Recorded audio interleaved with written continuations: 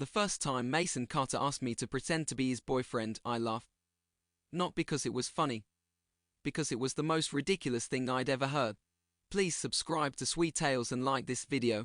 If you had told me that the captain of the school's basketball team's guy every student admired will one day ask me, the quiet kid who spent lunch sketching in the art room, to fake date him, I would have said you were dreaming.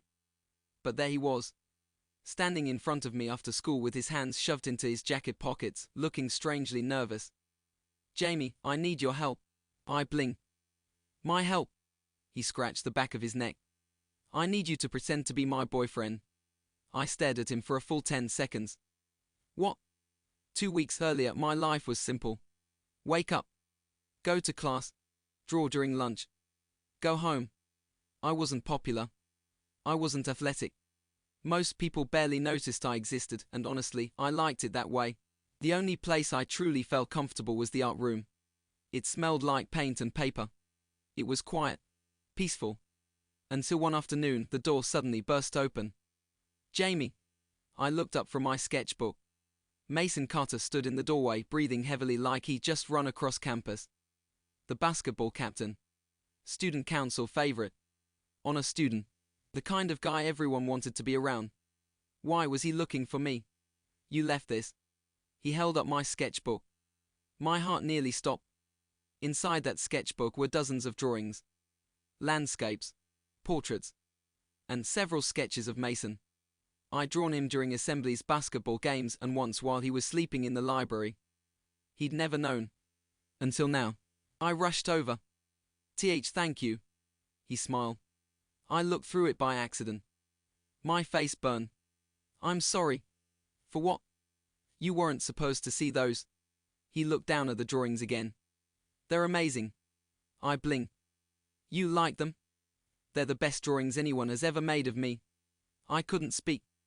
No one had ever complimented my art like that before. From that day, he started visiting the art room. Every single day. At first he said it was because it was peaceful. Then he started bringing snacks. Eventually we actually became friends. Or at least, that's what I thought. Everything changed one Monday morning. Girls surrounded Mason's locker. Confessions. Love letters. Chocolate. Even flowers. He smiled politely at everyone but accepted nothing. As he walked away, someone sighed. I'll never get him. Another girl groaned. I heard his parents keep introducing him to daughters of rich families. Mason rubbed his forehead. He looked exhausted. That afternoon, he found me alone cleaning paintbrushes. Jamie. I need a favor. He took a deep breath. My family won't stop trying to set me up with people. So? And everyone at school keeps confessing. That sounds stressful. It is. He hesitated. So pretend to date me. The brush slipped from my hand. Excuse me? Just until graduation. I stared at him. You've completely lost your mind. He laughed. I know how it sounds. No. It'll stop the rumors. No. It'll stop the blind dates. No. I'll buy you lunch every day. Keep talking. He grinned. I'll also help advertise the art club. I crossed my arms. You're bribing me. Maybe. I sighed. This is a terrible idea. I know. People will believe it. I know. We'll have to hold hands. I know. Everyone will stare. I know. He smiled softly. So, what do you say? I looked into his hopeful eyes. Against every logical thought in my head, I nodded. Fine. His face lit up brighter than I'd ever seen. Really? 1 semester. 1 semester. No funny business. I promise. We're only pretending. Right. Neither of us noticed someone had been standing outside the art room, watching, listening, and taking pictures. By the next morning, the entire school believed we were dating. The next morning, I knew something was wrong before I even stepped through the school gates. Groups of students stopped talking the moment they saw me. Some whispered. Others stared. A few even pointed. My phone buzzed non-stop. School forum, is Jamie really dating Mason Carter? Anonymous post, I saw them together in the art room after school. Photo attached. My stomach dropped. Someone had taken a picture of us standing face to face in the art room. It wasn't even a romantic moment, but from the angle, it looked like we were about to kiss. You've got to be kidding me. Before I could think, another notification appeared. Basketball fan club chat, the captain has a boyfriend? Since when? Who is Jamie? I wanted to disappear. As I hurried toward my classroom, someone gently grabbed my wrist. Morning. I turned around. Mason. He looked far calmer than I felt. You've seen the rumors. I held up my phone. You think? He rubbed the back of his neck. I guess our fake relationship became public faster than we expected. This wasn't supposed to happen until we had a plan. I know. So, what now? He looked around the crowded hallway before smiling. We act. What? If we panic, everyone will know it's fake. I blinked. You mean, we stay in character? Before I could protest, he reached for my hand. Our fingers intertwined. I froze. Students walking past stopped in their tracks. No way, they're really holding hands. I thought it was fake. My ears burned. I leaned closer and whispered through gritted teeth. Mason, my hand is sweating. He laughed quietly. Mine too. Despite myself, I almost smiled. By lunchtime, the rumors had spread to every corner of the school. Some students congratulated us. Others looked disappointed. A few clearly didn't believe it. One of Mason's teammates walked over carrying his lunch tray. Captain. Mason looked up. Yeah? So is this for real? Without missing a beat, Mason answered, yes. I nearly choked on my drink. The teammate looked between us before shrugging. Huh. Didn't see that coming. As he walked away, I whispered, you sound way too convincing. Mason smiled. Maybe because I practiced. Practiced? He immediately looked away. I mean, I thought about what I'd say. Something about his expression made my heart skip. After school, we met in the empty art room to discuss our relationship rules. I grabbed a marker and wrote across the whiteboard. FAKEDACING ULES, no real kisses. Holding hands only in public. No lying to our close friends. Homework comes before dates. This ends after graduation. Mason read the list carefully. Then he added one more. Rule 6, if one of us becomes uncomfortable, we stop immediately. I looked at him. You added that? He nodded. I don't want you feeling trapped. For a moment, the room fell silent. He wasn't treating this like a joke. He genuinely cared about how I felt. That made this whole arrangement far more dangerous than I wanted to admit. Over the next week, pretending became surprisingly easy. We ate lunch together. Walked to class together. Studied in the library. The more time we spent together, the more I realized something surprising. The confident basketball captain everyone admired was actually kind of a dork. He couldn't cook. He sang off-key whenever he thought no one was listening. He secretly loved cheesy romance movies but denied it every time I caught him watching one. And every single afternoon, he'd stop by the art room just to ask, so, what are you drawing today? Without realizing it, I started looking forward to those visits.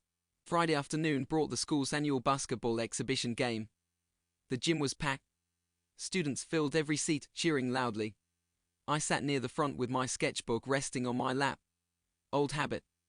Whenever I watched a game, I liked sketching the players in motion. Halfway through the match, Mason glanced toward the stands. Our eyes met. He smiled. Not the confident smile he gave the crowd. A small, genuine smile. The kind that seemed meant only for me. For a second, everything else faded away. The noise. The cheering. Even the game. Then bang. A player crashed into Mason from the side. He hit the floor hard. The gym fell silent. Without thinking, I stood up. Mason! The referee blew the whistle as teammates rushed toward him. After a tense moment, Mason slowly sat up, rubbing his shoulder. He looked toward the stands again. The first person he searched for was me. And when he saw the worry on my face, he smiled anyway, trying to reassure me. That was the moment I realized something terrifying. I wasn't just pretending anymore. I was genuinely afraid of losing him. The final whistle echoed through the gym. The crowd erupted into applause as Mason's team celebrated another victory. But I wasn't paying attention to the scoreboard. I was watching Mason. He kept moving his injured shoulder like he was trying to convince everyone and himself that it didn't hurt. As soon as the spectators started leaving, I slipped through the doors leading to the locker rooms. Jamie? Mason looked surprised to see me waiting outside. You shouldn't be walking around. He chuckled. My shoulder's bruised, not broken. That's not what the school nurse said. His smile faded. You heard that? I was standing right outside. For a moment, neither of us spoke. Then I held out a small paper bag. I bought you an ice pack and your favorite chocolate milk. His eyes widened. You remember? You always buy it after practice. A warm smile spread across his face. Thanks. Something fluttered in my chest. I quickly looked away. The next morning, the entire school was buzzing again. This time, it wasn't because of our relationship. It was because of a social media post. Someone had uploaded dozens of photos of Mason and me. Walking to class. Eating lunch together. Holding hands. Laughing in the library. Even the moment after yesterday's game when I'd rushed toward him. The caption read, "School's cutest couple." Within hours, the post had thousands of likes. Students smiled whenever we passed. Some even asked for selfies with us. This is getting out of hand, I muttered. Mason sighed. I know. During lunch, a cheerful girl approached our table. She smiled politely. Excuse me. Mason looked up. Can I help you? She placed a neatly wrapped gift on the table. I know you're dating Jamie. I stiffened. But I still wanted to thank you. Mason looked confused. For what? You helped my younger brother when some seniors were bullying him. He blinked. I barely did anything. You did enough. She smiled before turning to me. Take good care of him, okay? Before I could answer, she walked away. I stared at the gift. You never told me that. Mason shrugged. It wasn't a big deal. It was to her. He looked down at his lunch. I just don't like people making a fuss. The more I learned about him, the less he resembled the untouchable school celebrity everyone admired. He was simply kind. A few days later, the art club prepared for the annual school exhibition. Paintings covered every wall. Students rushed around making last-minute adjustments. Our club advisor clapped his hands. We're one frame short. Everyone looked around. Then he pointed at me. Jamie, your sketchbook. My sketchbook? It has some of the best artwork I've ever seen. I hesitated. Those aren't finished. They don't need to be. Reluctantly, I handed it over. As the teacher flipped through the pages, he stopped. The room fell silent. Every page showed Mason. Laughing. Playing basketball. Reading in the library. Sleeping on a desk. Smiling. There were dozens of sketches. I felt my face burn. The teacher looked at me. You've been drawing the same person for months. Before I could explain, wow. Everyone turned. Mason had just walked into the room. He slowly looked at every drawing displayed across the wall. Then at me. You really drew all these? I wanted the floor to swallow me whole. I can explain. He stepped closer. Instead of looking embarrassed, he looked touched. They're beautiful. I wasn't planning to show anyone. I'm glad you did. His voice was so soft that only I could hear it. I've never seen myself the way you see me. My heart skipped. That evening we walked home together. The streets were quiet. Neither of us spoke for several minutes. Finally, Mason broke the silence. Jamie. Can I ask you something? Sure. When did you start drawing me? I laughed nervously. Last year. He stopped walking. Last year? You always looked so happy when you played basketball. I stared at the ground. I thought if I could capture that smile on paper, maybe I'd get better at drawing emotions. There was another long silence. Then I felt a gentle tap against my shoulder. When I looked up, Mason was smiling. Not his practiced smile. Not the confident captain's smile. Just Mason. I think you're the first person who's ever really looked at me. For a moment, the world seemed to stand still. I wanted to say something. Anything. Instead, all I could do was smile back. Neither of us noticed the figure standing across the street, watching us from the shadows. Phone raised. Recording everything. And the next morning, that video would change everything. By the time I reached school the next morning, everyone was looking at me. Again. Only this time, the smiles were gone. Students whispered as I walked past. Some looked sympathetic. Others looked disappointed. A few avoided eye contact completely. My phone vibrated. Then again. And again. A new video had been posted overnight. It showed Mason and me walking home together after the art exhibition. The moment where he smiled at me. The moment he gently tapped my shoulder. And the moment we stood there, staring at each other like the rest of the world had disappeared. The caption read, "They're definitely not pretending anymore." My heart pounded. Someone had been following us. Before I could process everything, a voice called my name. Jamie. I turned to see my best friend, Lily, hurrying toward me. "You need to see this." She showed me another post. This one wasn't from an anonymous account. It was from the school's gossip page. Sources claim Mason Carter's relationship is fake. Was the entire school fool? Attached were blurry screenshots of us in the art room the day Mason had asked me to fake date him. Someone had recorded part of our conversation. Not enough to hear everything, but enough to make people question us. "This is bad," Lily whispered. "If people think you lie to everyone, I know." Just then, Mason appeared in the hallway. The crowd immediately surrounded him. "Captain, are you really dating Jamie? Is it fake? Say something."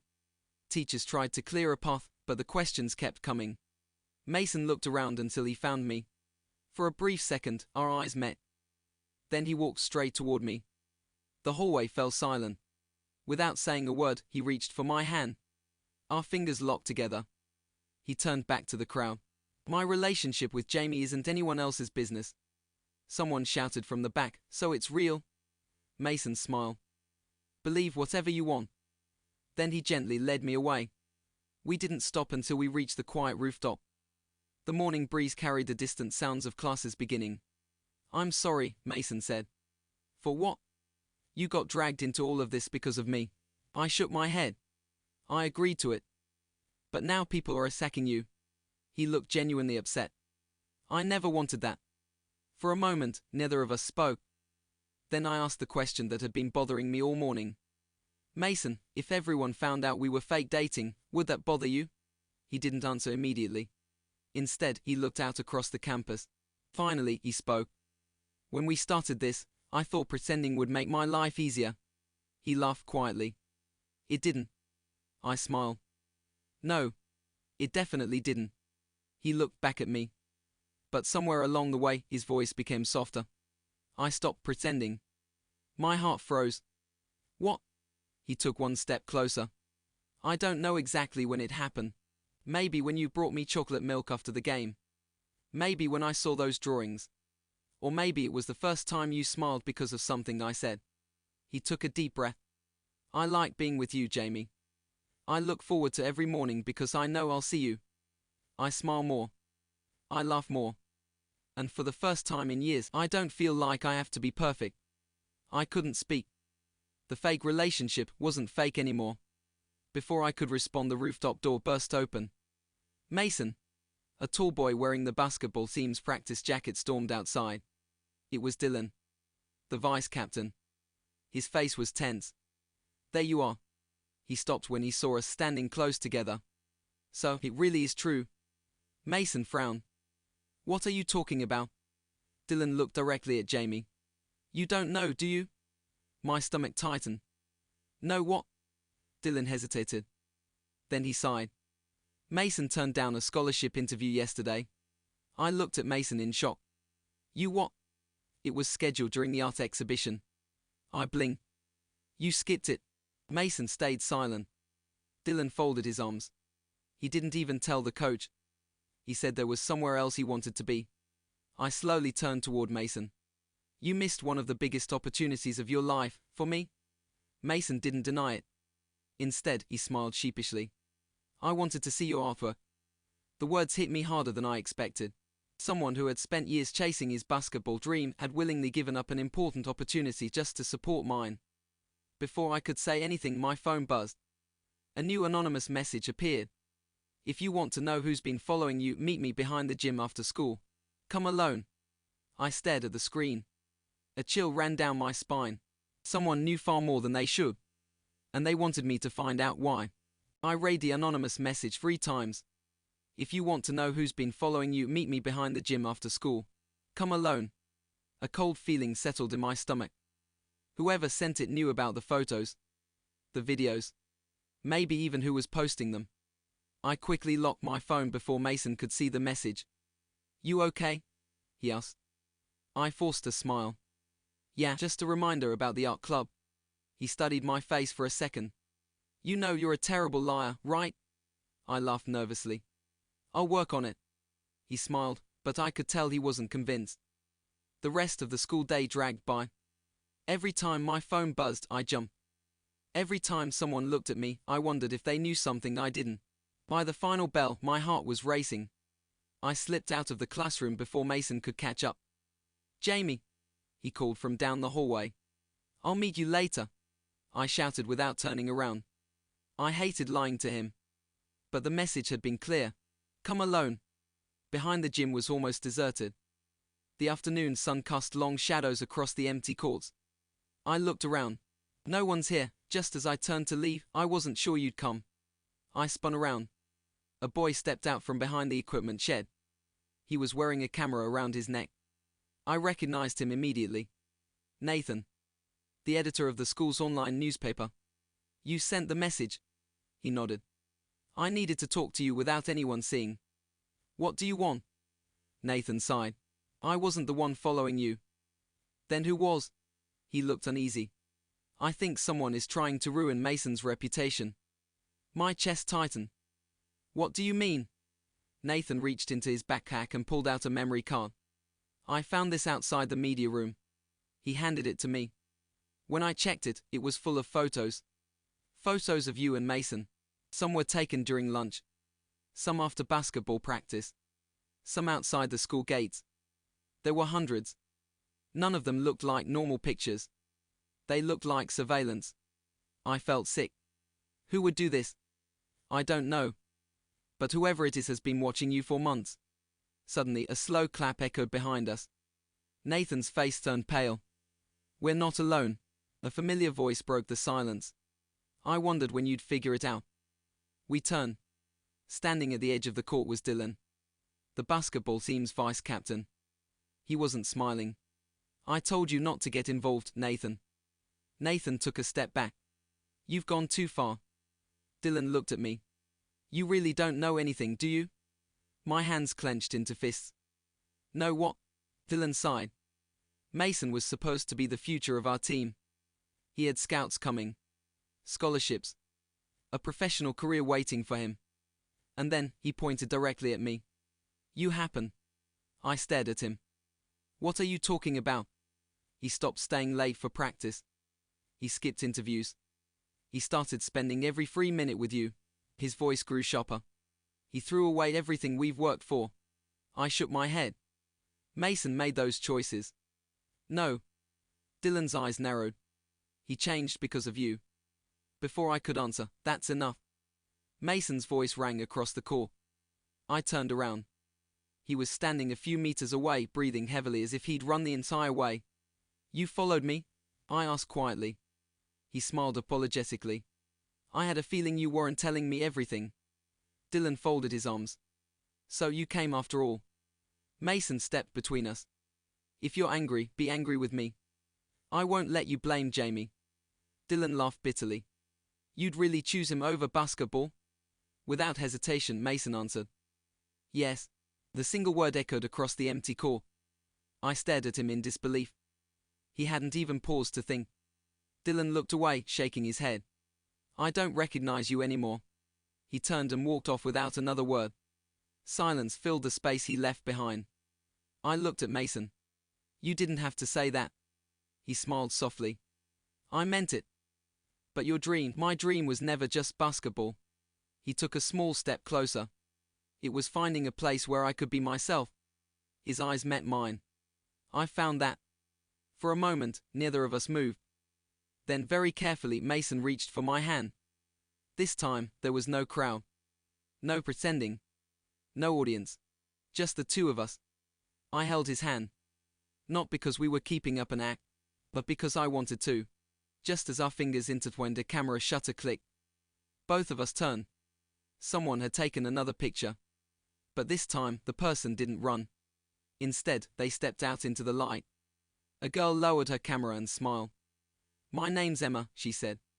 "I'm the editor-in-chief of the school newspaper." She held up her press badge. "And I think it's time everyone learned the truth." End of part 5. The girl lowered her camera and smiled. "My name's Emma." She held up her press badge. "I'm the editor-in-chief of the school newspaper. I think it's time everyone learned the truth." Mason immediately stepped in front of me. "What truth?" Emma slipped the camera strap over her shoulder. "The truth that someone has been using the school's gossip page to stalk students." My eyes widened. "You know who's behind it?" "I have a good idea." She pulled a folder from her bag. "I've been investigating for weeks." Inside were printed screenshots, anonymous posts, edited photos, false rumors. Every single one had been uploaded from the same computer on campus. "The media room?" Nathan asked. Emma nodded. "Someone has been sneaking in after school." Mason frowned. "So why haven't you reported it?" "I needed proof." She looked directly at me. "And now I have it." The next morning, the entire school received a notification. The Falcon Times special investigation students gathered in the hallways, reading the article on their phones. It explained how anonymous gossip accounts had been manipulating photos, spreading rumors, and invading students' privacy. No names were revealed. But the article made one thing clear: the posts couldn't be trusted. For the first time in weeks, the whispers around us began to fade.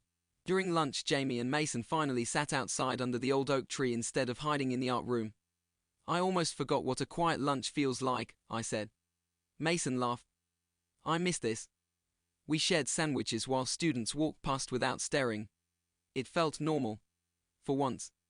That afternoon, the basketball coach called Mason into his office. When he returned, his expression was impossible to read. "Everything okay?"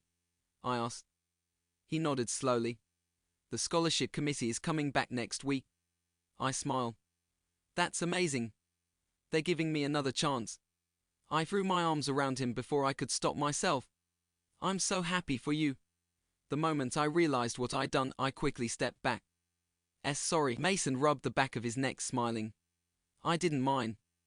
Neither of us noticed that several students nearby had started clapping. Someone shouted, "Finally!" Another laughed. "You two are adorable." Both of us turned bright red. A few days later, preparations for the school's spring festival filled every hallway. Clubs decorated classrooms. The student council organized games. Colorful banners hung from the ceilings. Every class had to participate. Our homeroom teacher smiled as she held up a list. For the opening ceremony, each class must nominate one pair for the friendship dance. The room immediately erupted. "I nominate Mason and Jamie." "No question. They have to do it." Within seconds, almost every hand was raised. I buried my face in my desk. "Oh no," Mason leaned over and whispered, "I've never actually danced before." I looked at him in disbelief. "The captain of the basketball team can't dance." "I can play basketball." "That's a completely different skill." For the first time that day, we both laughed until our sides hurt. Over the next week, we practiced every afternoon in the school auditorium. Step, turn, smile, repeat. At first, we kept stepping on each other's feet. "Oh, sorry. No, that was my fault." Eventually, we found the rhythm. One evening, as the sun shone through the auditorium windows, the music stopped. Neither of us moved. We were still standing close together, hands linked, looking into each other's eyes. Mason spoke first. "Jamie, yeah? When this fake relationship ends after graduation, my heart skipped. What happens to us?" I didn't have an answer. Because I wasn't sure I wanted it to end anymore. The night before the spring festival, I received another anonymous message. This time it contained only one sentence. "If Mason performs tomorrow, everyone will learn the secret he's been hiding from you." Attached was a blurry photograph. It showed Mason standing beside an elegant woman in front of a large house. She was smiling proudly as she held his shoulder. On the back of the photo, someone had written, "Ask him who she really is." I stared at the picture. There was clearly something Mason had never told me. And tomorrow, I might find out in front of the entire school. I stared at the photograph long after midnight. Mason stood beside an elegant woman in front of a beautiful house. She rested a hand on his shoulder, smiling proudly at the camera. On the back, someone had written, "Ask him who she really is." I wanted to believe it was another attempt to stir up trouble. But the message planted a seed of doubt. Why had Mason never mentioned her? The next morning, the spring festival transformed the school into a sea of color. Paper lanterns swayed in the breeze. Music echoed across the courtyard. Food stalls lined the walkways, and students laughed as they rushed from one event to another. Everyone looked excited. Everyone except me. I kept checking my phone, hoping another message would explain everything. Nothing came. Jamie. I looked up. Mason jogged toward me wearing his class festival jacket. There you are. He smiled. You've been avoiding me since yesterday. I've just been busy. He tilted his head. You're still a terrible liar. Normally I would have laughed. Today I couldn't. His smile slowly faded. Did something happen? I reached into my bag and pulled out the photograph. I got this last night. The moment Mason saw it, his expression changed. The smile disappeared. His shoulders tensed. Where did you get this? So you know her? He lowered his eyes. Yeah. Who is she? For a long moment he said nothing. Finally he whispered, my mother. I blinked. Your mother? He nodded. She passed away 3 years ago. The words hit me like a wave. Mason, I'm so sorry. He looked at the photo again. That was taken a few months before she got sick. She loved taking pictures. His voice trembled slightly. I've never shown anyone that photo. I looked back at the message. Someone had stolen something deeply personal just to hurt him. I should have told you, Mason said quietly. He took a deep breath. Talking about her still hurts. I gently placed a hand on his arm. You don't have to explain. He looked at me. No. I want to. When she got sick, basketball became everything. I thought if I became successful enough, he smiled sadly. Maybe she'd get to see me achieve my dream. But she never got the chance. For the first time since we'd met, I saw tears forming in his eyes. Without thinking, I stepped forward and hugged him. He didn't hesitate. He hugged me back. Neither of us cared that students were walking past. For that moment, the festival disappeared. There was only us. A slow clap interrupted the silence. We turned. Dylan stood a few meters away. But this time he wasn't angry. I owe both of you an apology. Mason looked surprised. Dylan? He sighed. I blamed Jamie for changing you. He glanced at me. But I never realized, he looked back at Mason. You weren't giving up your dream. You were finally living your life. Mason smiled faintly. Thanks. Dylan scratched the back of his neck. I also found out who's been running the gossip page. Both of us froze. You know who it is? I asked. He nodded. I overheard someone bragging about it yesterday. Who? Before Dylan could answer, a loud voice echoed across the courtyard. Attention, everyone. The principal stepped onto the festival stage. It's time for the friendship dance. The crowd erupted into cheers. Jamie and Mason. Jamie and Mason. Jamie and Mason. Students began chanting our names. Mason looked at me and smiled. I guess that's our cue. I laughed nervously. I hope you remember the steps. No promises. As the music began, we walked onto the stage together. Hundreds of students watched from below. My hands trembled. Mason noticed. He squeezed my hand gently. Don't look at the crowd. What should I look at? He smiled. Look at me. The music swelled. We took our first step. Then another. Everything we practiced fell into place. The audience disappeared. The noise faded. All I could see was Mason smiling at me. Halfway through the dance he leaned closer. So, when graduation comes, I don't want us to break up. My heart stopped. He wasn't talking about our fake relationship anymore. He was talking about us. For real. Before I could answer, the giant projector behind the stage suddenly flickered. The music cut off. The audience gasped. A video began playing across the massive screen. It was a recording from the art room. The day Mason had asked me to fake date him. This time, the full conversation played. Every word. Every promise. Every lie. Silence swept across the festival grounds. Our biggest secret had just been revealed to the entire school. Please subscribe to Sweet Tales and like this video.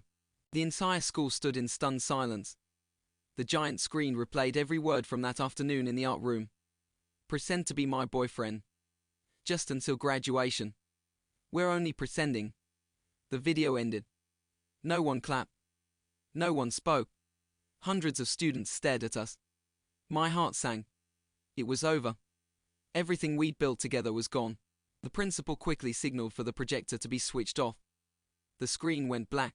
Teachers rushed toward the stage, trying to calm the confused crowd. Whispers spread through the audience. So it really was fake. They lied to everyone. I can't believe them. I couldn't bring myself to look at Mason. This was exactly what we'd feared from the beginning. A teacher stepped onto the stage. Everyone, please return to your festival activities. But no one moved. Every eye remained fixed on us. I swallowed hard. I'm sorry, I whispered, barely loud enough for Mason to hear. I ruined everything. He turned toward me. No. I did. Before I could respond, he walked to the microphone at the center of the stage. The principal looked surprised. Mason? He nodded politely. Please give me 1 minute. After a brief hesitation, the principal stepped aside. The microphone echoed across the courtyard. Mason took a deep breath. When Jamie and I first started dating, he paused. It was fate. A wave of murmurs swept through the crowd. He continued. I asked him because I wanted to escape the pressure everyone kept putting on me. I thought pretending would solve my problems. It didn't. He looked at me. It gave me something I never expected. The crowd grew quiet again. I met someone who listened to me when no one else did. Someone who believed in me even when I stopped believing in myself. He smiled softly. Someone who made me realize I didn't have to be perfect all the time. I felt tears welling in my eyes. He wasn't reading from a script. He was speaking from his heart. Mason stepped away from the microphone. Then he walked straight toward me. Every student watched. Every teacher watched. Even the principal remained silent. Stopping in front of me, Mason smiled. Jamie. My voice shook. Yeah? I lied about one thing. I blinked. What? I said this relationship would end after graduation. He took my hands in his. I don't want it to end. Not next month. Not next year. Not ever. The entire courtyard held its breath. He laughed nervously. I guess this is the first real confession I've ever made. Then, for the first time, he asked the question that truly mattered. Jamie, will you be my boyfriend? Not my fake boyfriend. Not for 1 semester. For real. I laughed through my tears. You know, you've always been terrible at timing. The crowd chuckled. I squeezed his hands. But, I fell for you a long time ago. His eyes widened. The sketches. The chocolate milk. The art room. I think I stopped pretending before you did. A huge smile spread across his face. So, is that a yes? I nodded. It's a yes. The courtyard erupted into cheers. Students who had been shocked only moments earlier now applauded loudly. Even some teachers smiled. Lily wiped away tears. Dylan laughed and shook his head. Took you too long enough. As the applause settled, Emma hurried onto the stage holding her camera. Before everyone leaves, she raised an old photograph. I have one more announcement. The courtyard fell silent again. The person responsible for the anonymous gossip page has been identified. My heart skipped. Emma looked toward the back of the crowd. Please come forward. A student slowly stepped out from the audience. I recognized him immediately. Nathan. The editor from the school newspaper. I stared in disbelief. Nathan. He lowered his head. I'm sorry, Emma looked confused. What? Nathan took a shaky breath. I wasn't trying to ruin your labs. I was trying to expose the real person behind everything. He looked over his shoulder. There was someone else. The crowd turned. But the person he was looking at had already disappeared. Somewhere beyond the festival grounds, the real mastermind had escaped. And they had left behind one final note, folded neatly beneath the projector. It contained only 7 words, this story isn't over. See you at graduation. The note was passed from teacher to teacher until it reached the principal. Everyone read the same 7 words. This story isn't over. See you at graduation. A chill swept through the festival grounds. Whoever had been behind the anonymous messages was still out there.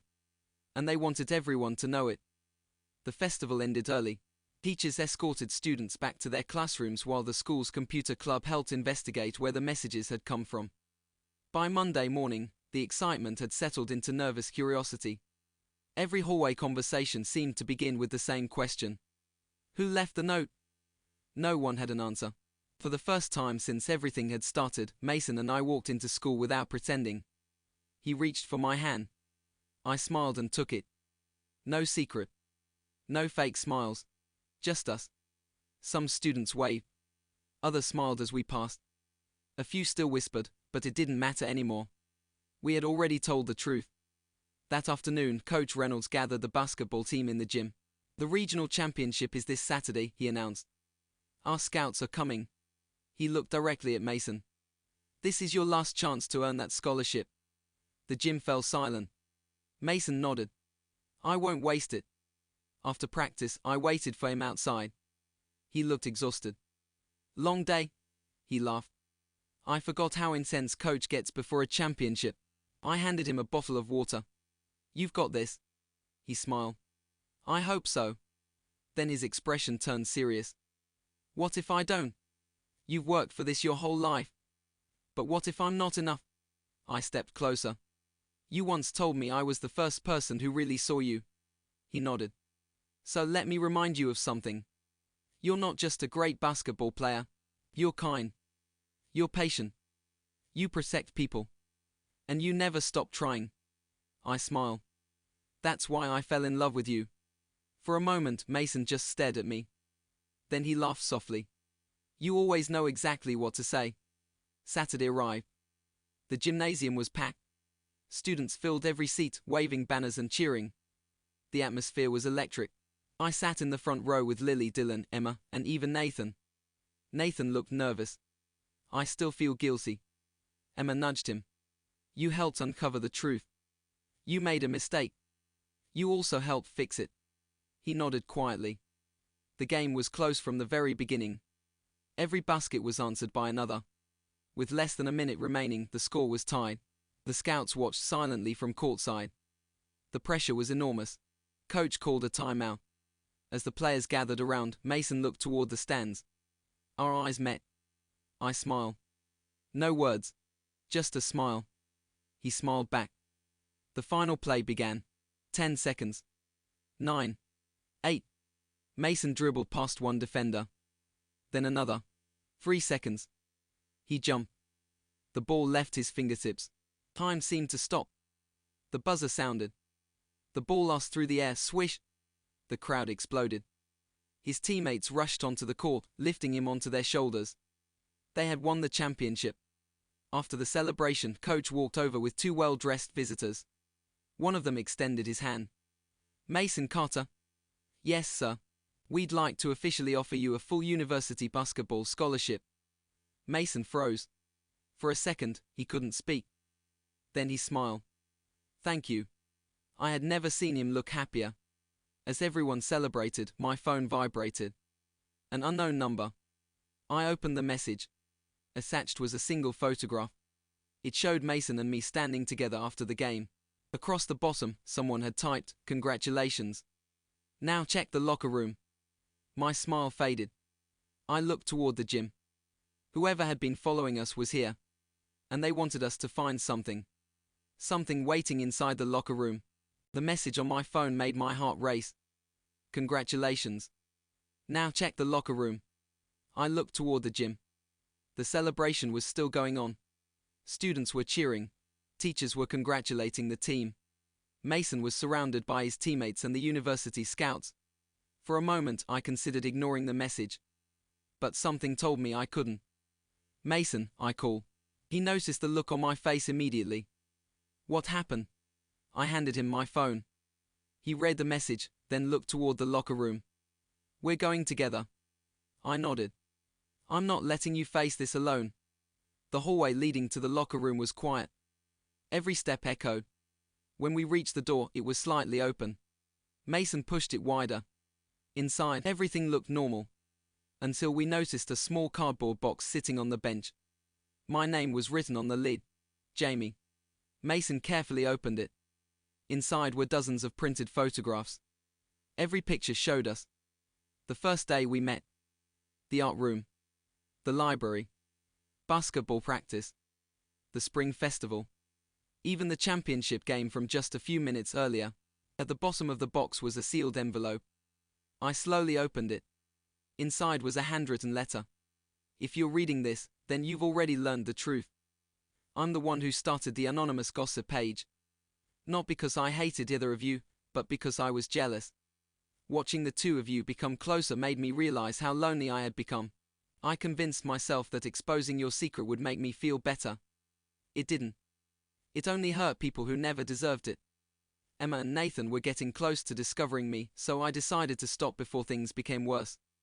By the time you find this letter, I'll already have transferred to another school. I'm not asking for forgiveness. I only hope that someday you'll remember me as someone who finally admitted they were wrong. Take care of each other. There was no signature. Only a small sketch of a paper crane.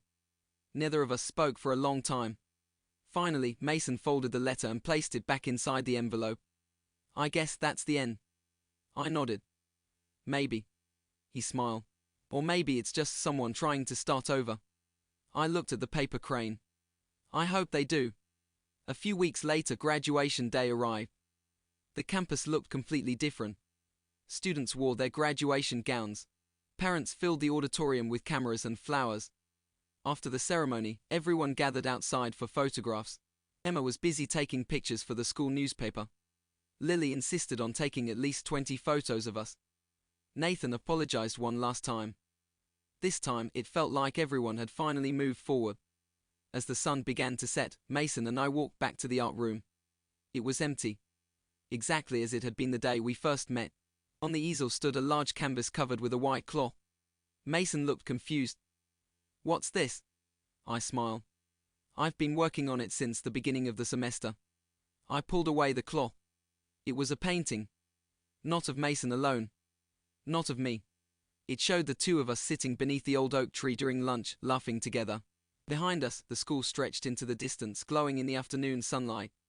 At the bottom of the painting, I had written, "Some stories begin with pretending, but the best ones end with the truth." Mason stared at it silently. Then he laughed softly. I've never received a better gift. He turned toward me. I don't have a painting. I smiled. You don't have to. He reached into his graduation gown and pulled out a small velvet box. My eyes widened. Mason, he laughed nervously. Relax. It's not what you think. Inside was a simple silver pendant shaped like a tiny basketball with a miniature paintbrush engraved beside it. One side is my dream, he said. The other is yours. He placed it gently into my hand. So no matter where university takes us, we'll always carry a piece of each other's dreams. I felt tears fill my eyes. This is perfect. As they left the art room together, the hallway was filled with warm evening light. Students called goodbye to one another. Teachers wished everyone success. For the first time in months, there were no whispers. No rumors. No secrets. Just two boys walking side by side toward a future neither of them could have imagined when everything began with one impossible request. Jamie? Mason smiled. Want to go on our first real date? I laughed. You mean after pretending for an entire semester? He grinned. I figured it's about time. I slipped my hand into his. I'd love to. Together, they walked through the school gates one last time not as the school's fake couple, but as two people who had chosen each other. And this time, there was nothing fake about it. The end. Please subscribe to Sweet Tales and like this video.